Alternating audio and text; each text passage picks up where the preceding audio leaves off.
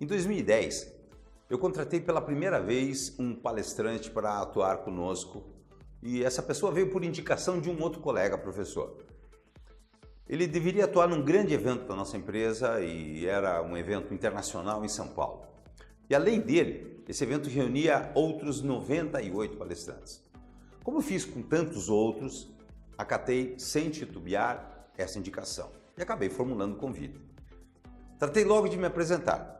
Falei sobre o evento, sobre a empresa e ainda disse que gostaria imensamente de tê-lo com a gente. Fui prontamente atendido, mas logo questionei o professor. Qual a sua forma de preparar o assunto que vai abordar a palestra? E qual o título da sua palestra? Normalmente eu não faço isso não, mas acabei fazendo com essa pessoa. Nesse momento, eu tive uma surpresa, porque ele acabou me dando uma aula de estrutura de organização de uma palestra. Foi então que ele me falou: professor Marcos, o grande segredo de uma fala é a estrutura que eu vou estabelecer para que eu possa conduzir os trabalhos até o final. Além disso, ele acabou me falando, o conteúdo, o domínio, o conhecimento do assunto tem a outra fatia de responsabilidade no sucesso. Aí eu perguntei para ele assim: como é que o senhor monta essa sua estrutura? E ele prontamente e de forma segura respondeu: começo pela ideia. Eu sempre tenho uma ideia, mas não que ela seja o único passo. E continuou falando assim, se você quer fazer boas palestras em cima das suas ideias, anote todas. Você vai ver como isso é muito útil. Foi aí que eu aproveitei para falar sobre o público-alvo e perguntei: como é que se age? Faz uma segmentação, divide ou fala a mesma coisa para todo mundo sempre ao mesmo tempo? Ele deu um sorriso e disse: não, a segmentação é fundamental. Afinal de contas, ela pode mudar o rumo da minha fala. Legal, muito bom. E reforçou: a ideia, o conteúdo e o público vão lhe ajudar com o planejamento da palestra.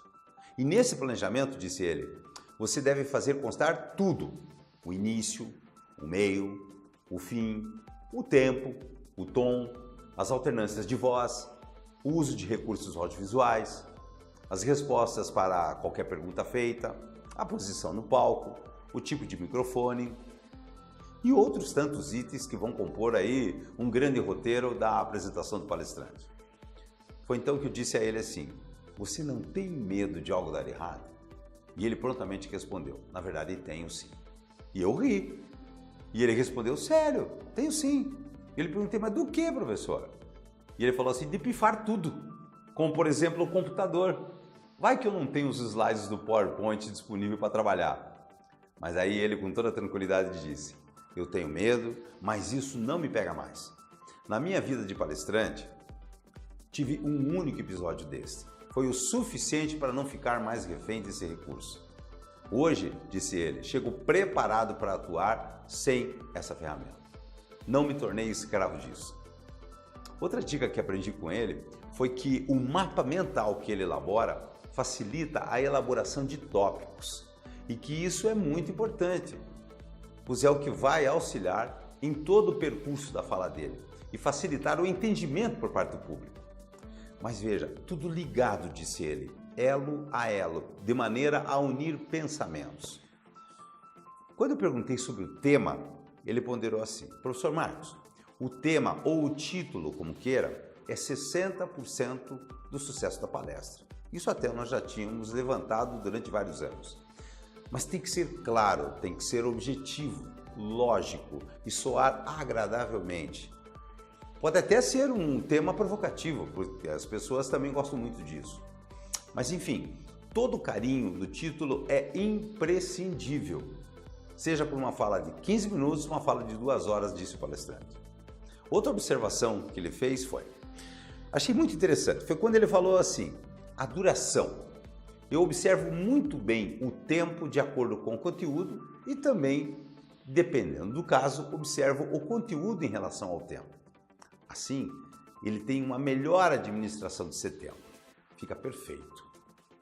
E ele, empolgado com as suas explicações e o meu interesse, perguntou. Aí ele perguntou para mim: quer saber então como é que eu monto um esquema para desenvolver todo esse processo? Eu disse: lógico, fala, professor. Vamos lá. Ele falou: defino a ideia e o tipo de atuação. Se é uma palestra, se é uma conferência, se é uma mesa redonda, se é um curso, um discurso, se é feita de forma formal ou informal. Disse ele também, procuro saber se será em auditório com cadeiras fixas ou cadeiras móveis e qual é a capacidade desse local. Aproveito ainda para saber o número de pessoas, qual é o público-alvo e se vai haver interação da plateia em forma de perguntas e tudo mais. Ele continuou.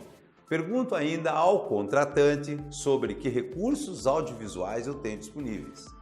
E depois de resolvida essa questão, ele disse, penso logo como vou iniciar a minha fala e que história vou contar. Introduzo o assunto e passo a desenvolvê-lo conforme planejado, pensando logo em elos de ligação e na transposição entre uma fase e outra. Aí então disse ele, procuro sentir a plateia para saber qual a estratégia de comunicação melhor vai se adequar a eles. E no final, falou o professor, parto para a conclusão da fala, pensando sempre no meu poder de síntese. Isso influencia totalmente o trabalho. Finalmente, eu deixo uma mensagem e uma reflexão final, de maneira que isso acabe ficando marcado na vida das pessoas. E pronto, acabou. O que faço depois? Ansiosamente, eu fico esperando os aplausos, sinto aquela satisfação de dever cumprido com todas as pessoas e esperando que aquilo vá fazer parte da vida da pessoa. Aí então eu, muito satisfeito, disse, fantástico, professor. Muito obrigado e parabéns pela sua capacidade e generosidade de me acolher. E aí eu pergunto a você agora que está me escutando, que tal? É possível e interessante preparar bem a sua palestra? Acredito que sim, né? E você pode ser em breve a minha história. Quero ter o prazer de contá-la para todas as pessoas. Curta então nossos vídeos, compartilhe com seus amigos. Os comentários, registre no campo reservado. Abraços!